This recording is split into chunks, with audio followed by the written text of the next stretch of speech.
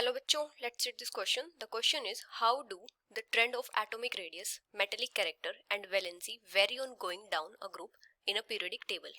तो यहाँ पे हमारा की कॉन्सेप्ट क्या हो जाएगा? ट्रेंड ऑफ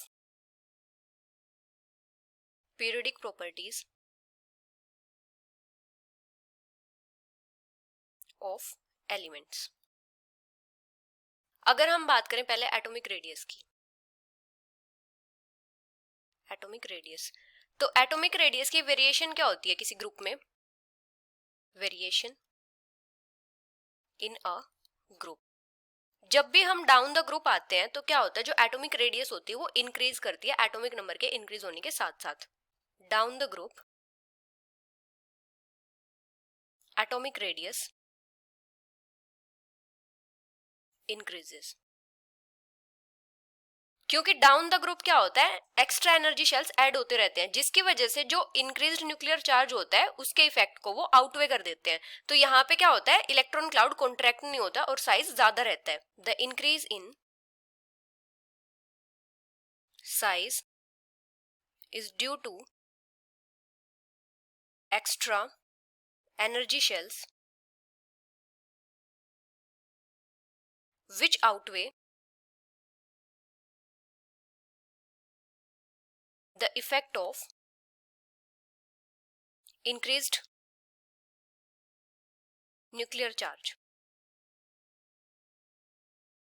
तो डाउन द ग्रुप क्या होता है, जो एटॉमिक साइज होता है वो इंक्रीज करता है, इसलिए एटॉमिक रेडियस क्या करती है, इंक्रीज करती है. अभी अगर हम बात करें मेटेलिक कैरेक्टर की, मेटेलिक कैरेक्टर, तो जब हम डाउन द ग्रुप आते हैं तो जो मेटेलिक कैरेक्टर होता है वो भी इंक्रीज करता है. Down the group increases. क्योंकि जब हम डाउन द ग्रुप आते हैं तो जो एटॉमिक रेडियस होती है वो इंक्रीज होती है, जिसकी वजह से वहां पे इलेक्ट्रॉन को लूज करना इजी होता है. Atomic radius increases, making it easier to lose electrons.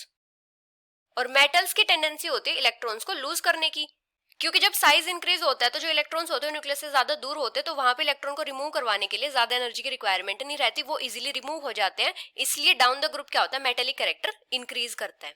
अभी अगर हम बात करें वैलेंसी की, तो वैलेंसी क्या होती है, combining capacity of an atom. Combining capacity of an atom to complete its octet.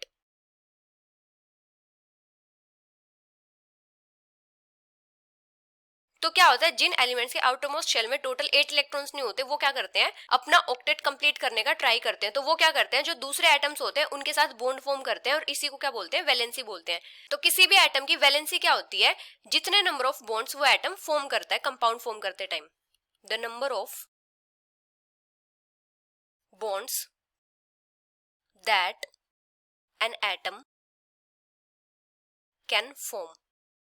मतलब वो अपना ऑक्टेट कंप्लीट करने के लिए क्या करेगा, या तो इलेक्ट्रॉन्स को गेन करेगा, इलेक्ट्रॉन लूज करेगा. तो इसलिए वो क्या करेगा, बॉन्ड्स फॉर्म करेगा दूसरे एटम्स के साथ. तो ये क्या होती है, उसकी वैलेंसी होती है कि वो कितने नंबर ऑफ बॉन्ड्स फॉर्म कर रहा है. अभी जो वैलेंसी होती है डिपेंड करती है कि आउटरमोस्ट शेल में टोटल इलेक्ट्रॉन्स कितने हैं. Depends on the number of electrons in outermost shell.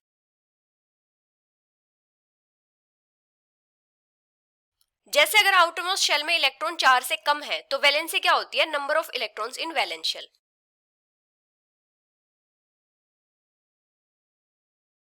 Number of electron in valence shell या फिर आउटरमोस्ट शेल. और अगर 4 से ज्यादा है तो वैलेंसी होती है 8 minus number of electrons in valence shell. अभी किसी भी ग्रुप में क्या होता है, जितने भी एलिमेंट्स होते हैं सबके आउटरमोस्ट शेल में सेम नंबर ऑफ इलेक्ट्रॉन्स होते हैं, इसलिए ग्रुप में जो वैलेंसी होती है वो सेम रहती है सारे एलिमेंट्स की. In a group valency of all elements remains the same because they have same number of electrons in their outermost shell. जैसे अगर हम ग्रुप सेकंड की बात करते हैं, ग्रुप सेकंड में क्या क्या आता है? Beryllium, magnesium, calcium, strontium, barium. तो इन सब के आउटरमोस्ट शेल में टोटल नंबर ऑफ इलेक्ट्रॉन्स कितने होते हैं? 2 इलेक्ट्रॉन्स होते हैं. तो इनकी वैलेंसी क्या होती है? 2 होती है. So this is the final answer. Hope you understood it well. Best of luck.